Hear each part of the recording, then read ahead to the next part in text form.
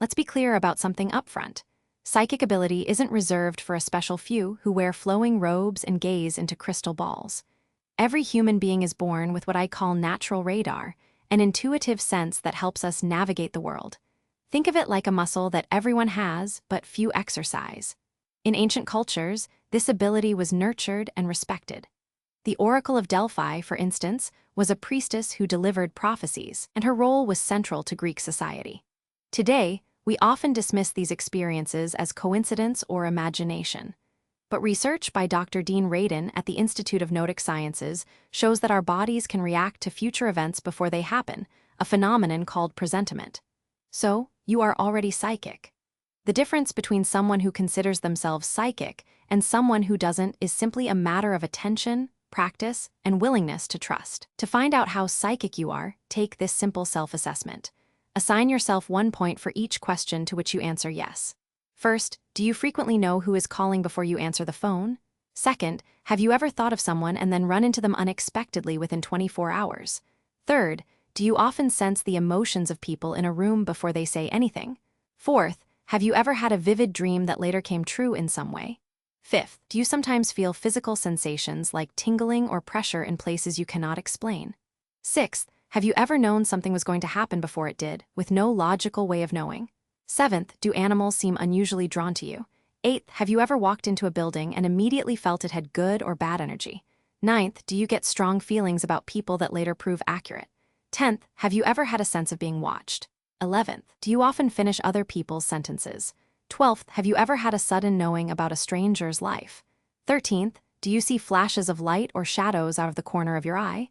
14th, have you ever had an inexplicable urge to change a plan that later saved you? 15th, do electronics behave strangely around you?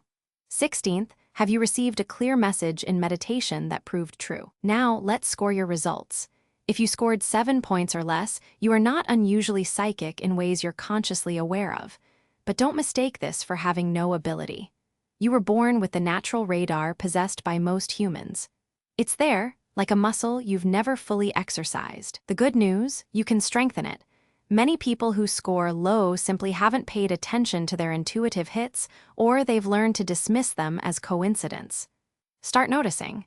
That's the first step.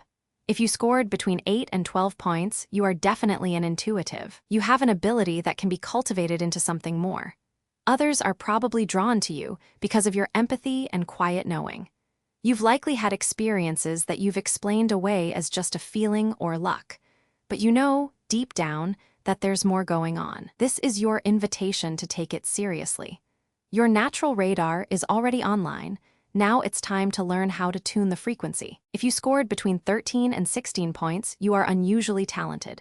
The experiences you've had are not random. You are picking up information from sources beyond the 5 physical senses, and this happens regularly. If you haven't already, you should explore a career as a professional healer, medium, or psychic. Your gifts are knocking at the door. It's time to answer. Consider the example of Edgar Cayce, known as the Sleeping Prophet, who gave thousands of psychic readings while in a trance state. He used his abilities to help others, and his work is still studied today. Or think of modern mediums like John Edward, who have brought comfort to millions. Your high score indicates that you have a natural gift that can be honed with practice. Start by keeping a journal of your intuitive hits and meditating regularly to strengthen your connection. The word psychic comes from the Greek psychikos, meaning of the soul or of the mind. In metaphysical traditions, psychic ability is understood as the natural capacity of consciousness to extend beyond the physical body and the limited bandwidth of the 5 senses. Think of it this way: your physical senses are like a radio tuned to a single station, the material world.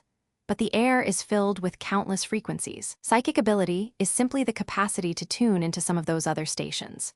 Researchers like Dr. Dean Radin, Dr. Charles Tart, and Dr. Rupert Sheldrake have studied phenomena like telepathy and precognition in laboratory settings. Their work suggests these abilities are real and measurable.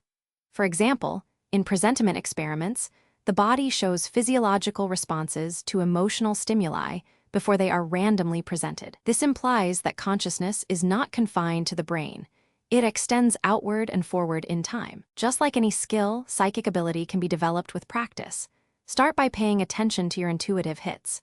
When you get a gut feeling about a person or situation, take note of it and see if it proves accurate. Keep a journal of your experiences, including dreams, premonitions, and sudden insights. Meditation is also crucial. It quiets the mind and allows you to hear your inner voice more clearly. Try this simple exercise. Sit quietly, close your eyes, and imagine a protective white light around you. Then, ask a question and listen for the answer. It may come as a thought, a feeling, or an image. Another technique is to practice with a friend. Have them think of a simple object or color and try to guess what it is. Over time, your accuracy will improve. Remember, consistency is key. Even 5 minutes a day can make a difference. In conclusion, psychic ability is a natural part of being human. Whether you scored low or high on the assessment, you have the potential to expand your awareness and connect with others on a deeper level. The key is to trust your intuition and practice regularly. As you do, you may find that your life becomes more synchronicitous and meaningful. Remember the words of Albert Einstein: "The intuitive mind is a sacred gift, and the rational mind is a faithful servant." We have created a society that honors the servant and has forgotten the gift. So, honor your gift. Start noticing those subtle nudges, those feelings of knowing, those dreams that come true. Your natural radar is always on. It's time to tune in and listen. Thank you for watching, and I'd love to hear about your experiences in the comments below.